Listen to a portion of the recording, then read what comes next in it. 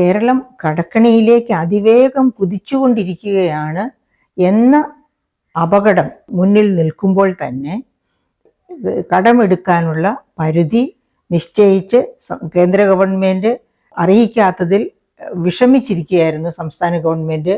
May മാസം ആദ്യ വാരത്തിലാണ് ഈ ഡിസംബർ വരെ എടുക്കാവുന്ന കടം എത്ര കോടി എന്ന് പറഞ്ഞത്. അതനുസരിച്ച് ഈ വർഷം എടുക്കാവുന്ന കടം 29,529 കോടിയാണ്. അതായത് ഡിസംബർ വരെ എടുക്കാവുന്ന കടം 29,529 കോടിയാണ്. അതായത് ഒരു സംസ്ഥാന ഗവൺമെന്റിന് ഒരു വർഷം ആകെ എടുക്കാവുന്ന കടം GSDPയുടെ 3%. GSDPയുടെ 3% ആണ് എന്ന് പറയുമ്പോൾ GSDP എത്രയാണെന്ന് നമ്മൾ ഓർക്കണം.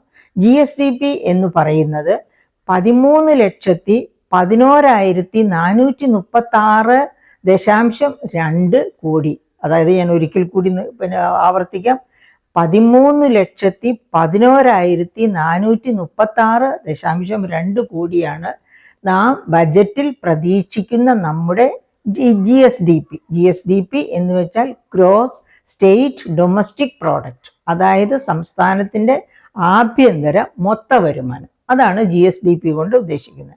അപ്പം അതിൻ്റെ 3% നമുക്ക് കടമെടുക്കാവുന്നത്. 3% 2024 ഇടക്കാലം കൊണ്ട് കേന്ദ്ര ഗവൺമെൻറ് നമ്മുടെ കടമെടുപ്പ് പരിധിയിൽ ഇടപെടുകയും കിഫ്ബി വഴിയും Kerala social security pension fund വഴിയും എടുത്ത കടം കൂടി നമ്മുടെ സംസ്ഥാന ഈ ബജറ്റിൻ്റെ ഈ 3% കടമെടുക്കുന്ന അതിനകത്തേക്ക് കൊണ്ടുവരണം എന്ന് നിർദ്ദേശിക്കുകയും അത് നിർദ്ദേശിക്കുക മാത്രമല്ല നടപ്പാക്കാൻ നിർബന്ധിക്കുകയും ചെയ്തിരുന്നു. അതൊക്കെ കാരണം കൊണ്ട് GSDPയുടെ 3% കടമെടുക്കാം എങ്കിൽ പോലും ഈ പറയപ്പെട്ട കിഫ്ബിയും KSSPL ഒക്കെ കൂട്ടിച്ചേരുമ്പോൾ എത്രയായിരിക്കാം കടം ഡിസംബർ വരെ എടുക്കാൻ പറ്റുക? ഡിസംബർ വരെയുള്ള കാലഘട്ടത്തിൽ എടുക്കാം. അത് കഴിഞ്ഞ് ഡിസംബർ കഴിഞ്ഞ് പിന്നെയും ഒരു ക്വാർട്ടർ ഉണ്ടല്ലോ 2025-26 തീരാൻ. അപ്പോൾ അവസാന ക്വാർട്ടറിൽ എത്രയെടുക്കാം? ആ ഒരു ഡിവിഷൻ എങ്ങനെയായിരിക്കും എന്ന് കരുതി ഇരിക്കുമ്പോഴാണ് മെയ് ആദ്യ വാരത്തിൽ ഇത് വരുന്നത്. 29,529 കോടി കടമെടുക്കാം എന്നാണ് പറഞ്ഞിരുന്നത്. അങ്ങനെ പറഞ്ഞ് ആശ്വാസം കൊണ്ട് നിൽക്കുമ്പോഴാണ്, അതായത് കഴിഞ്ഞ വർഷം ഡിസംബർ വരെ എടുക്കാമായിരുന്ന കടം 21,251 കോടി മാത്രമായിരുന്നു. 21,251 കോടി.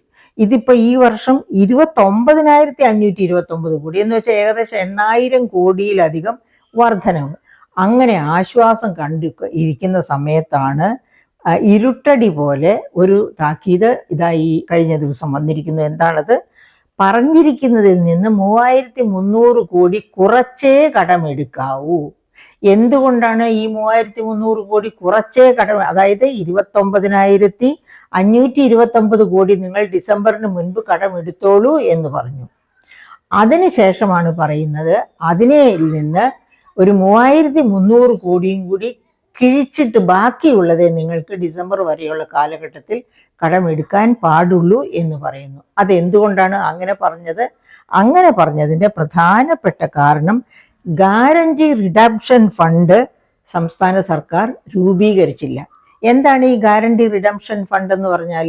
അതായത് സംസ്ഥാന സർക്കാർ ഒരുപാട് പൊതുമേഖലാ സ്ഥാപനങ്ങൾക്ക്, ഈ സംസ്ഥാനത്ത് പ്രവർത്തിച്ചു കൊണ്ടിരിക്കുന്ന സംസ്ഥാനത്തിൻ്റെതായി അറിയപ്പെടുന്ന പൊതുമേഖലാ സ്ഥാപനങ്ങൾ, കോർപ്പറേഷൻസ് ഇവയെല്ലാം ഉണ്ട്.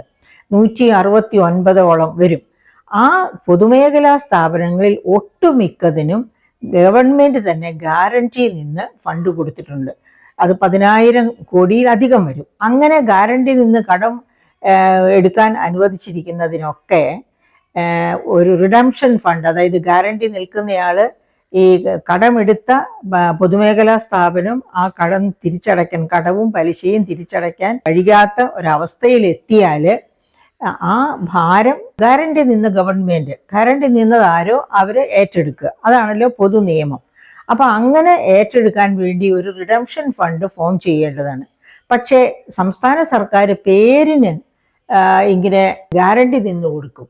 അങ്ങനെ ഗ്യാരണ്ടി നിന്ന് കൊടുക്കും. അവർക്കൊരു വലിയൊരു ദുർഘട പ്രതിസന്ധി ഉണ്ടായാൽ ആ സമയത്ത് ഒന്നും ചെയ്യാനാവാത്ത പോലെ സർക്കാർ കൈയൊഴിയും. അങ്ങനത്തെ ഒരവസ്ഥ നമുക്കറിയാം കഴിഞ്ഞതിൻ്റെ അങ്ങേ വർഷം, അതായത് ഈ LDF ഗവൺമെൻറ് രണ്ടാം ഗവൺമെൻറ്റിൻ്റെ കാലത്ത് ഉണ്ടായിരുന്നു. അന്ന് സംസ്ഥാന ഗവൺമെൻറ് പിന്നെ KTDFC, Kerala transport development finance corporation, അതായത് നമ്മുടെ ട്രാൻസ്പോർട്ട് കോർപ്പറേഷനെ സഹായിക്കാനായിട്ട് വായ്പ കൊടുക്കുക എന്ന ഉദ്ദേശത്തോടു കൂടി തുടങ്ങിയ ഒരു പൊതുമേഖലാ സ്ഥാപനമാണ് KTDFC. ഈ KTDFCക്ക് സംസ്ഥാന ഗവൺമെൻറ് ഗ്യാരണ്ടി നിന്ന് ഒരുപാട് വായ്പ എടുത്തിരുന്നു. അപ്പോൾ ആ വായ്പയെ KTDFCയിലേക്ക് ഇൻവെസ്റ്റ് ചെയ്ത ഇൻവെസ്റ്റേഴ്സിന് അവരുടെ ഡെപ്പോസിറ്റ്സ് തിരിച്ചു കിട്ടുന്നില്ല, അതിൻ്റെ ഇൻട്രസ്റ്റും കിട്ടുന്നില്ല എന്ന അവസ്ഥ വന്നപ്പോൾ അവർ സുപ്രീം കോടതിയിൽ പോകുന്നു.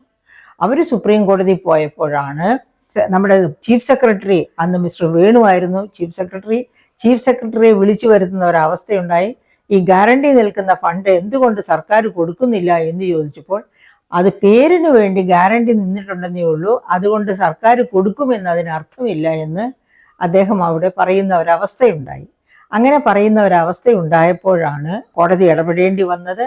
അപ്പം അതിൻ്റെ ഒരു പ്രതികരണമായിരിക്കണം ഗ്യാരണ്ടി റിഡംഷൻ ഫണ്ട് എന്ന ഫണ്ട് ഫോം ചെയ്തേ തീരൂ എന്ന് നിർബന്ധ ബുദ്ധിയ ഇപ്രാവശ്യം കേന്ദ്ര ഗവൺമെൻറ് ആവശ്യപ്പെട്ടിരിക്കുന്നത്.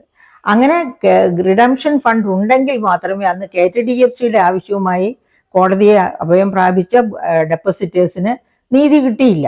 കാരണം സംസ്ഥാന ഗവൺമെൻറ് അന്നും കാലിയായിരുന്നു.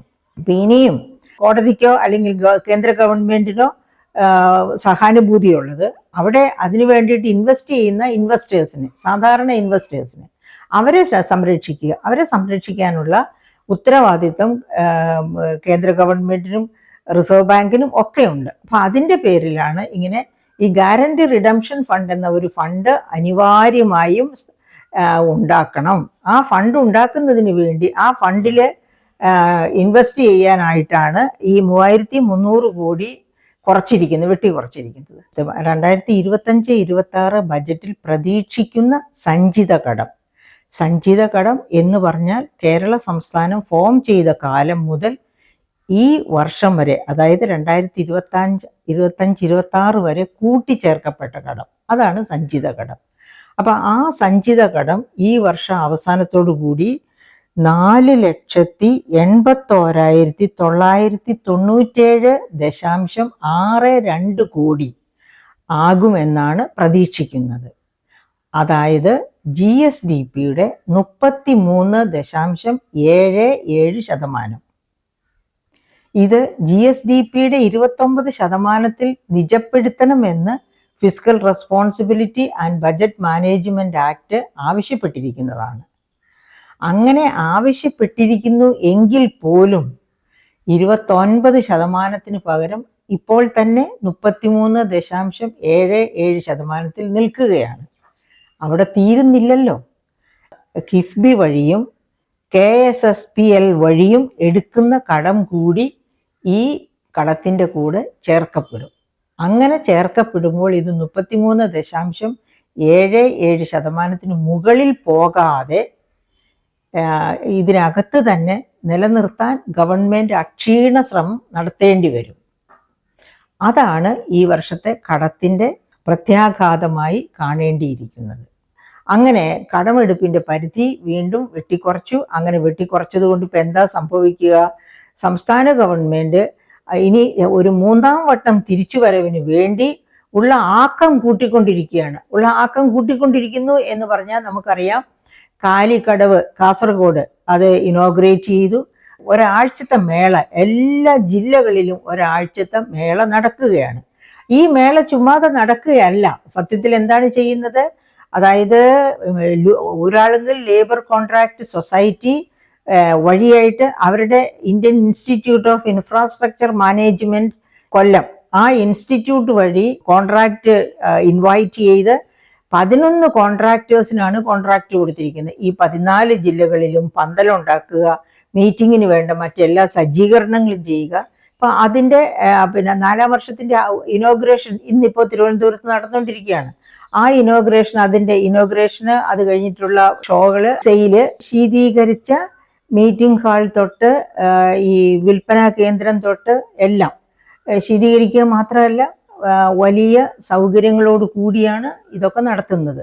അപ്പോൾ ഇതിനു വേണ്ടി വർക്കിന് വേണ്ടി തന്നെ നമുക്കറിയാം, ആദ്യം 27 കോടി ചെലവഴിച്ചു, പിന്നെ 25 കോടി ചെലവഴിച്ചു, ആകെ 100 കോടിയിൽ കുറയാതെ ചെലവഴിക്കേണ്ടി വരുമെന്നാണ് പറയുന്നത്. അപ്പൊ ഇപ്രാവശ്യം ശ്രീ ബാലഗോപാൽ നമ്മുടെ ധനമന്ത്രി അവകാശപ്പെടുന്നത് GST വരുമാന വളർച്ച വളരെ നന്നായിട്ടുണ്ടായിട്ടുണ്ടെന്നാണ് പറയുന്നത്. പക്ഷേ അപ്പോഴും നമുക്കറിയാം, കാരുണ്യ ബെനവലൻസ് സ്കീം പോലെയുള്ള പദ്ധതികളൊക്കെ അവതാളത്തിൽ തന്നെ കിടക്കുകയാണ്. കോഴിക്കോട് മെഡിക്കൽ കോളേജിലെ തീപിടുത്തം നമുക്കറിയാം, അതുപോലെ എന്തൊക്കെ ദുരനുഭവങ്ങൾ നമുക്കറിയാം. അങ്ങനെയൊക്കെ ഇരിക്കെയാണ് മറ്റ് സംസ്ഥാനങ്ങളിലൊക്കെ പോയിട്ട് വർക്കിന് വേണ്ടി തിയേറ്ററുകളിൽ ഷോകൾ നടത്തുക. അതിനൊക്കെ വേണ്ടി അപ്പോൾ ആർട്ടിഫിഷ്യൽ ഇൻ്റലിജൻസിൻ്റെ സഹായത്തോടു കൂടി ഒരുപാട് കാര്യങ്ങൾ ചെയ്ത് വീണ്ടും ഭരണത്തിൽ വരണം എന്നൊക്കെ ആഗ്രഹിച്ചിരിക്കുന്ന ഒരു സമയത്താണ് ഇതുപോലെ ഈ കടമെടുപ്പിൻ്റെ പരിധി വീണ്ടും വെട്ടിക്കുറയ്ക്കും. 3300 കോടി കൂടി കുറച്ചേ കടമെടുക്കാവൂ എന്ന് കേന്ദ്രം ആവശ്യപ്പെട്ടിരിക്കുന്നത്. അപ്പോൾ ഇത് തീർച്ചയായിട്ടും ഗവൺമെൻറ്റിന് ഒരു തിരിച്ചടിയാണ്. ഗവൺമെൻറ് പറയുന്നത്, ഞങ്ങൾ ഒരുപാട് സംസ്ഥാനത്തിൻ്റെ സ്വപ്നങ്ങളൊക്കെ ഒരിക്കലും സാക്ഷാത്കരിക്കില്ല എന്ന് കരുതിയിരുന്ന സ്വപ്നങ്ങളൊക്കെ സാക്ഷാത്കരിച്ചു എന്നാണ് പിണറായി വിജയൻ ഗവൺമെൻറ് അവകാശപ്പെടുന്നത്. വിഴിഞ്ഞം പദ്ധതി നമുക്കറിയാം, 2015 മുഖ്യമന്ത്രി ഉമ്മൻചാണ്ടിയാണ് അതിന് തറക്കല്ലിട്ടത്. അദ്ദേഹമാണ് അത് തുടങ്ങണം എന്ന് കരുതിക്കൊണ്ട് അതിൻ്റെ പിറകെ വർഷങ്ങളോളം കഷ്ടപ്പെട്ടത്. അദ്ദേഹം മാത്രമല്ല, കരുണാകരൻ തൊട്ടുള്ള നമ്മുടെ മുൻ മുഖ്യമന്ത്രിമാരൊക്കെ അതിനുവേണ്ടി ഒരുപാട് അധ്വാനിച്ചതാണ്. അപ്പം അവരെയൊക്കെ മറന്നുകൊണ്ട് ഇത് പിണറായി വിജയൻ ഗവൺമെൻറ് മാത്രം ഒരു നേട്ടമാണ് എന്ന രീതിയിലാണ് അവകാശവാദങ്ങൾ ഉന്നയിക്കുന്നത്.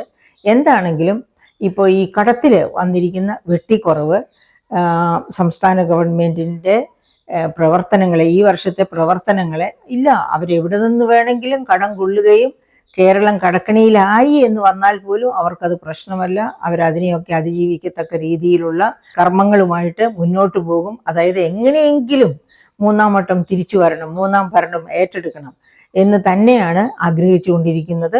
ഏതായാലും ഈ കടത്തിലുണ്ടായ വെട്ടിക്കുറയ്ക്കൽ അത് എങ്ങനെ ബാധിക്കും, അത് ബാധിക്കാതെ എങ്ങനെ മുന്നോട്ട് പോകാം എന്നതിലേക്കുള്ള തന്ത്രങ്ങൾ മെനയുകയായിരിക്കും ഈ ഗവൺമെൻറ് ഇപ്പോൾ ചെയ്യുന്നത്.